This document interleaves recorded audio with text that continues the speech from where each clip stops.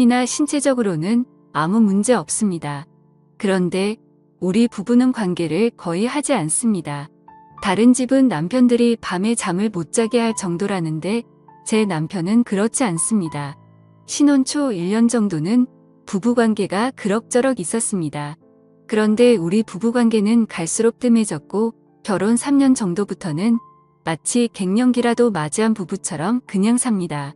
서로에 대한 설렘이나 대나 기쁨 같은 것 없이 정말 말 그대로 그냥 한 집의 룸메이트처럼 살았습니다.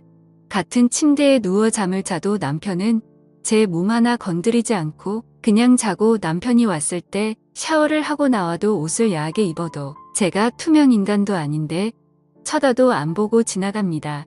저는 남편한테 사랑받고 싶고 남편하고 장난도 치면서 살고 싶은데 그런 분위기와는 완전히 다르게 흘러가니 자꾸 다른 남편들하고 비교하게 되더라고요. 제 친구 남편은 아내 한 번 안아보려고 온 정성을 다한다고 하대요.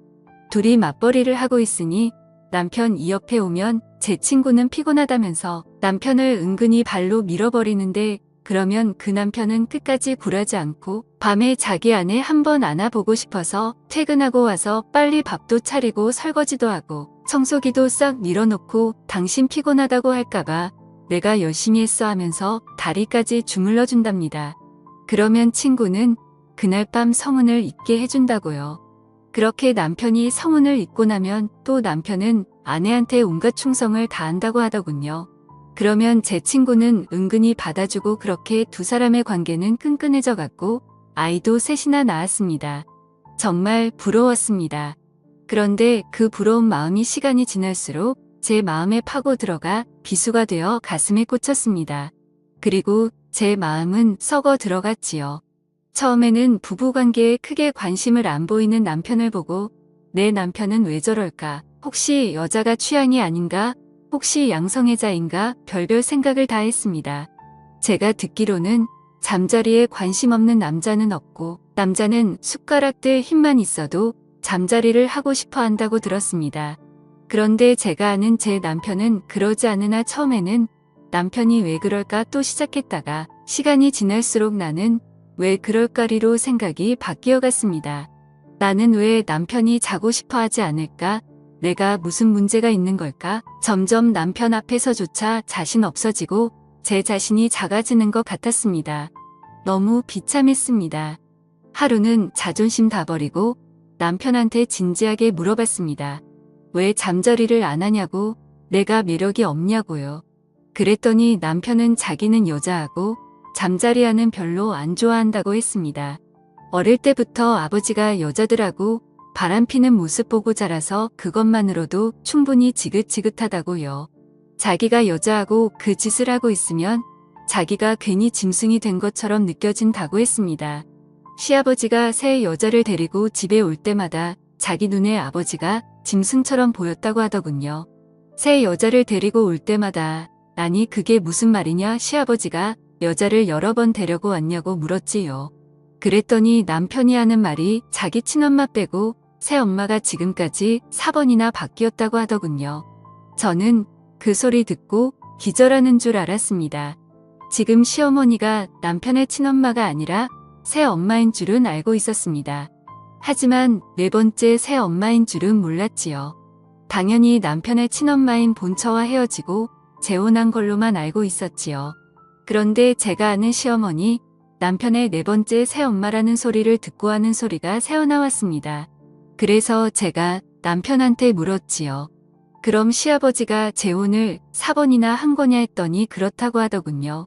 남편의 친엄마와 헤어지고 처음에 만난 여자는 시아버지하고 같은 직물 공장에서 일하던 14살 어린 여자였는데 시아버지하고 바람이 나서 둘이 따로 살림을 차렸고 두 번째 새엄마는 술집에서 일하는 노개였는데 시아버지보다 5살이나 많은 그 여자가 시아버지를 있는 대로 구워 삶아서 공장에서 만난 그 여자를 쫓아버리고 자기가 자리를 꿰찼다고 하더군요. 그리고 세 번째 만난 여자는 아버지 동네에 같이 살던 과부였는데 평소 시아버지가 그 여자한테 침을 흘리고 다니던 차에 그 여자 남편이 죽는 바람에 술집 여자랑 헤어지고 이 여자랑 살림을 차렸다고 했습니다.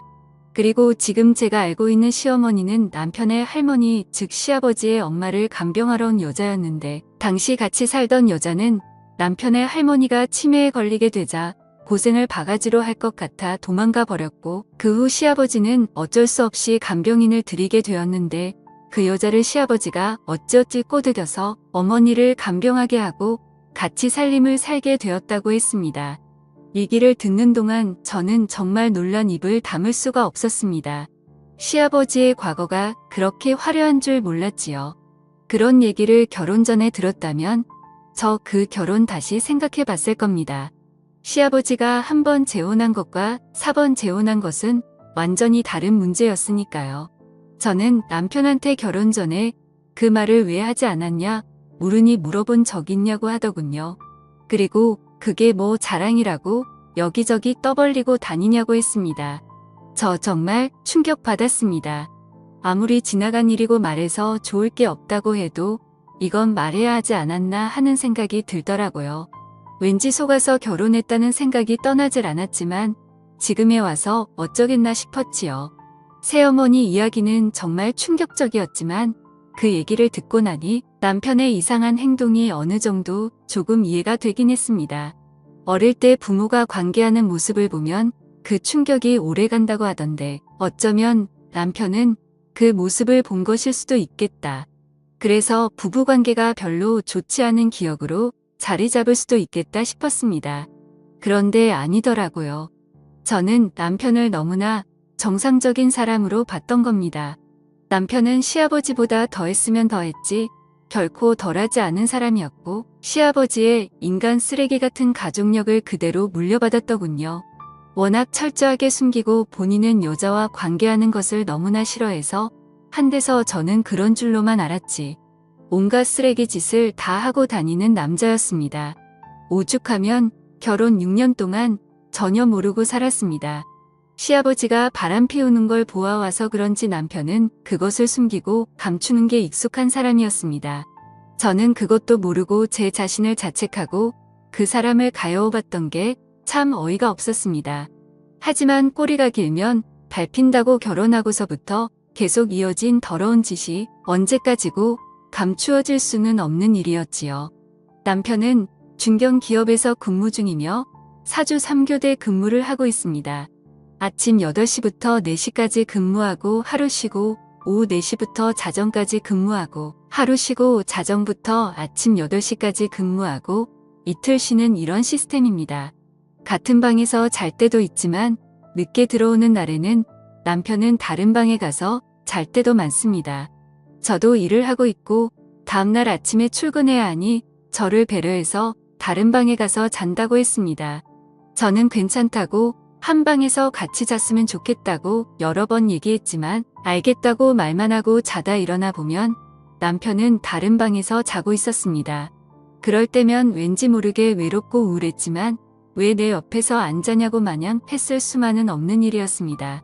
그러던 어느 날 제가 독감이 지독하게 걸려서 열이 끓어오르고 회사도 못 가게 되었지요. 며칠 동안 밥만 겨우 챙겨 먹을 뿐 아무것도 할 수 없었습니다.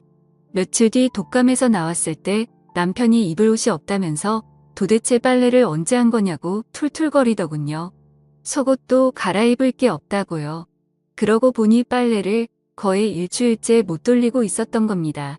그래서 저는 오늘 하루만 그냥 나 가라고 내가 이제 좀 나아졌으며 빨래도 돌리고 하겠다고 했지요. 그날 빨래를 돌리고 빨래를 하나씩 널고 있는데 남편 속옷이 너무 많이 나오는 겁니다. 아무리 빨래가 밀렸다고 해도 이건 속옷을 적어도 하루에 한 개씩 이상 갈아입은 듯 했습니다. 회사에서 속옷을 갈아입을 일이 없을 텐데요. 평소에는 이틀에 한 번씩은 빨래를 돌리고 제 옷도 섞여 있으니 크게 눈치를 못 했는데 거의 남편 옷만 있는데 다 속옷이 수두룩하니 나오니 이상하더군요. 왜 이렇게 속옷을 많이 갈아입을까 싶었지요. 저는 그 다음부터 남편을 좀 유심히 보게 되더군요. 남편은 집에 들어오면 그 시각이 오밤중이건 아침이건 예의 없이 샤워부터 하고 옷은 세탁기에 넣었습니다. 남편 속옷을 살펴보니 앞부분에 뭔가 말라붙어서 딱딱하게 굳어 있었습니다. 모든 속옷이 다 그런 건 아니고 3개 중에 1개 정도 뭔가 묻어서 딱딱한 게 굳어 있더군요. 소변은 아무리 말라도 이렇게 딱딱하게 굳지는 않으니까요. 잠자리하는 것도 좋아하지 않는다는 남편이 속옷 3개에 하나꼴로 속옷을 더럽혀오는 것이 너무나 이상했습니다. 제가 남자의 신체 구조에 대해서는 잘 모르지만 남편은 적어도 2에서 3일에 한 번씩은 뭔가에 흥분을 느낀다는 얘기였습니다. 저는 느낌이 너무 안 좋았습니다. 분명 뭔가 있다는 생각이 들더군요. 남편에게 말해봐야 피곤하니 그만해라 또 시작이다. 제발 나 좀 가만히 놔둬라 할 게 뻔했습니다. 제가 진지하게 얘기 좀 하려고 하면 남편은 늘 그랬습니다. 그래서 대화가 이어지지 않고 그 대화는 항상 답답하게 아무 말도 듣지 못하고 끝이 나거나 제가 얘기를 계속 이어가려고 하면 싸움이 되어 끝이 났지요. 저렇게 얘기를 피하는 이유, 저와 잠자리를 하지 않는 이유, 그리고 속옷이 더럽혀져 오는 이유 모두 같은 이유가 아닐까라는 생각이 뒤늦게서 들더군요. 틈틈이 남편의 가방, 외투, 그리고 차를 살펴보았습니다. 안녕하세요. 저는 결혼 6년 전입니다. 가방과 외투에서는 아무것도 발견하지 못했고 남편의 차 운전석 아래에서 작은 손가방을 하나 발견했는데 그 손가방 안에서 먹는 약과 큐브 연고 같은 것이 있었습니다. 하나는 비아그라였고 그나는 뭔지 몰라서 인터넷으로 찾아봤습니다. 그것은 이름은 처음 들어보는 것이었는데 설명서를 읽어보니 한마디로 바르는 비아그라더군요. 뒤통수를 3개 맞은 듯 정신이 혼미하고 온몸에 맥이 탁 풀렸습니다. 내 앞에서는 매일 피곤하고 관계하는 것을 안 좋아하고 그런 게 밝혀지면 자신이 짐승 같다고 한 사람이 먹고 바르면서 도대체 어디서 무슨 짓을 하고 다녔던 건지, 지금까지 내가 봐온 사람은 누군지, 이 사람 도대체 어떤 사람인지 몽 한 가지 생각으로 머리가 터져버릴 것 같았습니다. 저는 남편이 납근무를 하고 들어온 나른근히 다가가 봤습니다. 남편의 반응은 똑같았습니다. 피곤하다. 나 이런 거 별로 좋아하지 않는다. 정말 그 입을 막아버리고 싶었습니다. 피곤하고 좋아하지 않는 사람이 먹고 바르고 뭐 했을까요? 미친 인간 쓰레기. 저도 모르게 욕이 절로 나왔습니다. 미친 인간 먹고 바르면서 뭘 하는지 확인 한번 해보고 싶더군요. 더러운 짓을 하고 다녔다면 분명 어딘가에 그 증거가 있을 거라 생각했죠. 저렇게 지 마음을 숨기 자기가 한 더러운 짓도 분명 어디 꽁꽁 숨겨뒀을 겁니다. 저는 서두르지 않고 하나씩 남편의 모든 것을 뒤졌습니다. 남편의 휴대폰은 열 수 없었고 남편의 컴퓨터는 확인할 수 있었습니다. 저는 C드라이브에 폴더를 몇 날 며칠 동안 하나하나 다 열어봤습니다. 그 중에 업무보고라는 폴더가 있었는데 그 폴더에는 남편의 오랜 일기가 들어있었습니다. 그 일기는 다름 아닌 남편이 더러운 업소를 드나들면서 그곳에 대한 기록과 자신의 느낌을 적어놓은 것인데 결혼하기 전부터 쓰기 시작했던 것이었습니다. 그 일기가 얼마나 적나라하고 생생하게 기록해두었는지 가보지 않아도 그곳의 분위기가 그대로 느껴질 정도였습니다. 일명 업소 출입 일기였단 거죠. 남편이 그렇게 쓴 업소 출입 일기는 키스방뿐만이 아니었습니다. 쇼방, 유리방, 안마방, 허그방, 귀청소 방, 심지어 인형방도 갔더군요. 한글 문서 한 페이지에 하루의 일기가 적혀 있었고 지금까지 쓴 업소 일기는 152페이지였습니다. 그날 아가씨와 사진 찍는 것이 가능했던 날에는 사진도 함께 첨부되어 있었습니다. 정말 엄청나더군요. 그간 남편이 왜 집에서 부부 관계를 하지 않았는지, 왜 그렇게 집에만 들어오면 피곤했는지 모든 이유들을 알겠더군요. 남편은 결혼 전부터 계속 꾸준히 업소를 다녔습니다. 마치 세상의 모든 유흥업소를 탐방해보겠다는 생각인 듯 했습니다. 지금까지 이런 사람인 줄도 모르고 마음을 주고 정성을 들이고 혼자 상처받고 했던 시간들이 너무나 아깝고 억울해 미칠 지경이었습니다. 남편은 비정상적인 관계를 추구하는 업소 중독자였습니다. 내 남편이 내가 애를 태우고 사랑을 갈구했던 사람이 이런 사람인 줄 꿈에도 몰랐습니다. 이 남자는 저한테만 의욕이 없었지.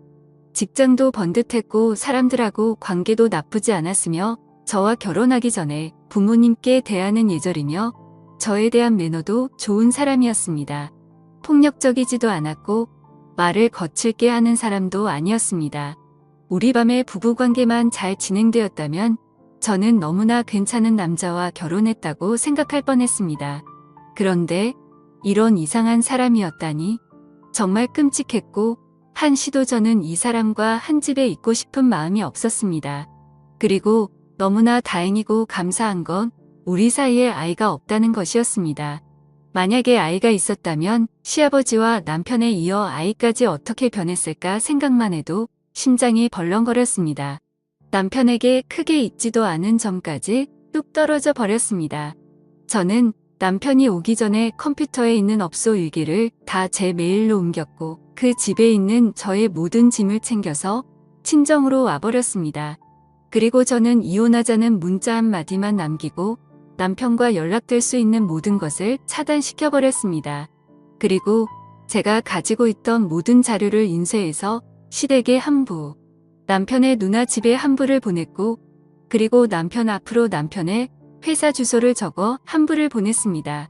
제가 보낸 우편물이 도착하고 다음날 남편은 제가 있는 친정으로 찾아왔더군요.